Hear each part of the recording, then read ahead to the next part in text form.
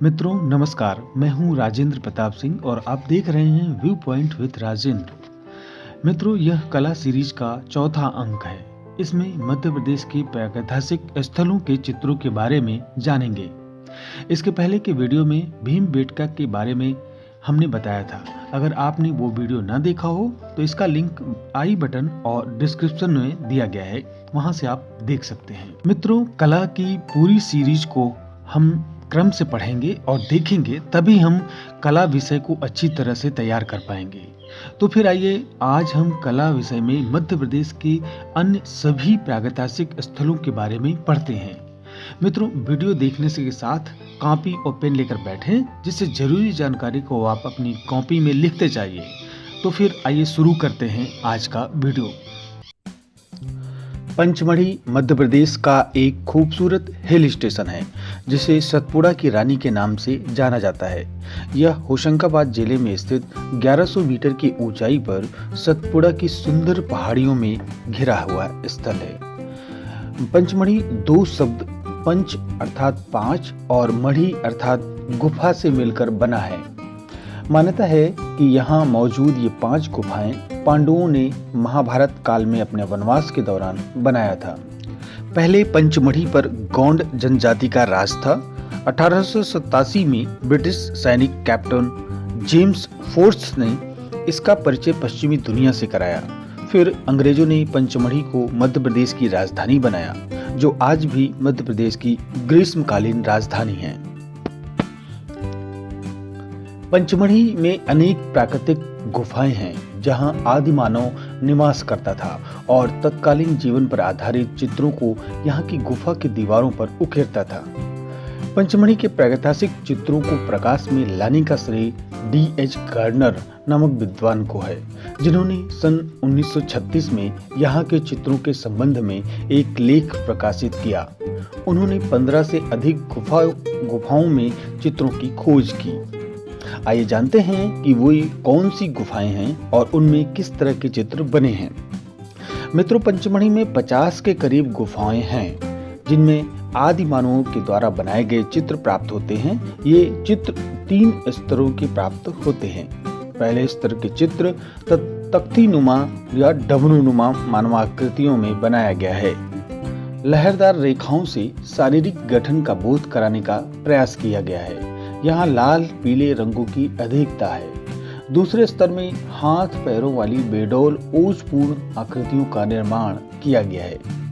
इनमें उनका शिकारी रूप ही अभिव्यंजित होता है। तीसरे स्तर में स्वाभाविकता की ओर झुकान प्रकट होता है। इस स्तर वाले चित्रों में आखेट के लिए प्रस्थान करते तथा शहद एकत्र करते हुए मनुष्य, घुड़सवार योद्धा, शस्त्रधारी सैनिक, वाद्य यंत्रों को बजाते हुए वादक आदि घरेलू जीवन से संबंधित अनेक चित्रों को यहाँ की दीवारों पर अंकित किया गया है। आइए देखते हैं अब पंचमढ़ी के कौन कौन से प्रमुख गुफा चित्र हैं। यहाँ का एक प्रमुख गुफा है एमली खो, जिसमें सांभर के शिकार का दृश्य दिखाई पड़ता है और गजारोहण सफेद रंग से बना हुआ है और 2 मृदंग वादक हैं और कुछ बैल का शिकार करते हुए भी चित्र मिलते हैं। और फिर उसके बाद महादेव बाजार गुफा है, जिसमें विशालकाय बकरी का चित्र बना हुआ है। जम्बूद्वीप गुफा है, जिसमें नृत्य वादन का दृश्य है। कांटेदार जीव शाही का भी एक दृश्य बना हुआ है। और महादेव गुफा है, जहाँ पे विशालकाय शेर अथवा चीते का आखेट का दृश्य चित्रित किया गया है। और एक चित्र में स्त्री पुरुष को संयुक्त रूप से शिकार करते हुए दर्शाया गया है, जो कि काफी महत्वपूर्ण है। और इसके साथ हम देखें तो मांटे रोजा एक गुफा है, स्थान का नाम है, जहाँ पर सबसे अधिक धनुर्धारियों का चित्र और हाथी के शिकार का चित्र दर्शाया गया है। और इसके अलावा बनिया बेरी एक स्थल है, वहाँ पर वानर समूह के साथ मधुमक्खी के छत्ते का चित्र चित्रित किया गया है। तो मित्रों, अब बात करते हैं मध्य प्रदेश के होशंगाबाद शहर में स्थित प्रागैतिहासिक स्थल के बारे में। मित्रों, होशंगाबाद शहर जो है वो नर्मदा नदी के किनारे स्थित है और यहाँ पर एक छोटी सी पहाड़ी आदमगढ़ है, जहाँ से प्रागैतिहासिक चित्रों को खोजा था मनोरंजन घोष ने 1922 में। अब देख लेते हैं यहाँ पे कौन कौन से प्रमुख चित्र प्राप्त हुए हैं। तो जिनमें एक विशालकाय हाथी लगभग 4 फीट के बराबर चित्रित किया हुआ गया है और एक विशाल महिष का चित्र है लगभग 10 फीट लंबा और 6 फीट चौड़ा। और जिराफ का चित्र है, मोर का एक बहुत ही सुंदर चित्र है, अश्वारोहियों के चित्र बने हुए हैं, वन जीवन के चित्र हैं, शिकार के पश्चात जो उल्लास करते थे वहाँ आदि मानव, उनको चित्रित किया गया है। और ऊंचे सींग वाले भैंसे का चित्र है, मतलब बड़ी बड़ी उनकी सींग बनाई गई है। और 12 सिंघे का चित्र है जिसे पीले रंग से रंगा गया है। और हाथी पर चढ़े आखेटकों द्वारा जंगली भैंसे का शिकार करते हुए चित्रित किया गया है। मित्रों, यहाँ पे छलांग लगाते हुए 12 सिंघे व कुलाचे भरते हुए हिरणों का चित्र बना हुआ है। यहाँ पे कुछ चित्रों में पीला रंग भी दिखाई पड़ता है, जैसे 12 सिंघे का एक पीले रंग का चित्र है और हल्के पीले रंग में एक हाथी का चित्र है। अब बात करते हैं मध्य प्रदेश के ग्वालियर से 150 किलोमीटर दूर मुरैना जिला में स्थित पहाड़गढ़ का चित्र। और यहाँ पे जो प्रागैतिहासिक चित्र मिले हैं उनमें प्रमुख है मानव आकृतियाँ हैं, घोड़ा व हाथी पर सवार किया गया मनुष्य को चित्रित किया गया है, तीर भाले व धनुष से युक्त मनुष्यों को दिखाया गया हुआ है। और अब आगे बढ़ते हैं हम लोग।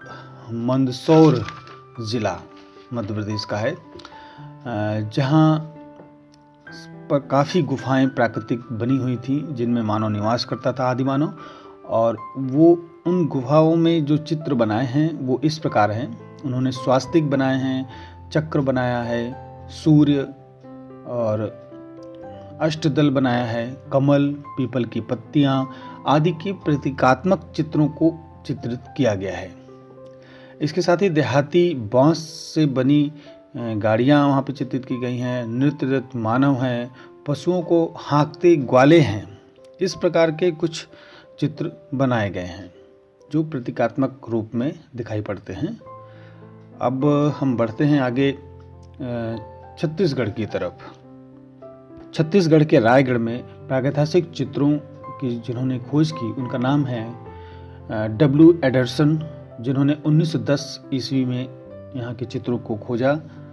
और इसके बाद 1913 में डॉक्टर अमरनाथ ने कुछ चित्रों को खोजा और 1917 में पारसी ब्राउन ने भी यहाँ पर काफ़ी शोध किया और कई नए स्थलों का पता लगाया। तो हम सबसे पहले देखते हैं यहाँ पे कौन कौन से स्थल महत्वपूर्ण हैं। तो वो इस प्रकार हैं कि सिंघनपुर है, कबरा पहाड़, बौतालदा, नवागढ़, खैरपुर, कर्मागढ़ आदि। तो सबसे पहले सिंघनपुर के गुफा चित्र देख लेते हैं कि यहाँ पे कौन कौन से चित्र प्राप्त हुए हैं।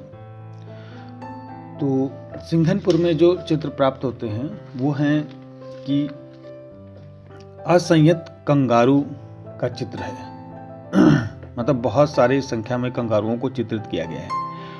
और घायल महिष का आखेट करते हुए चित्रित किया गया है। और मत्स्य कन्या का चित्र है वहाँ पे। और सूंड उठाए हाथी का भी चित्र वहाँ पे मिलता है।